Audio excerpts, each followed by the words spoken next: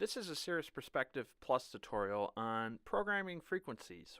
One of the nice things about this system is that when you end up having these blue lights above the numbers, you can go ahead and automatically just go ahead and program a frequency. So all I have to do is type in, whatever frequency you need.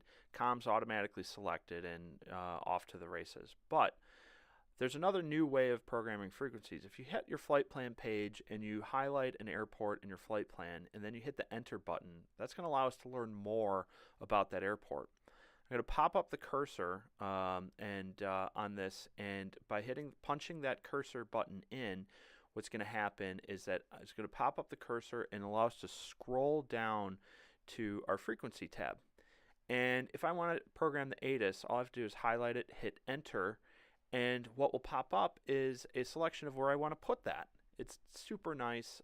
We can easily organize and load frequencies by saying, hey, I want it set in the COM2 active or COM2 standby. It allows you to organize your frequencies in a way that is important to you and select them in a way.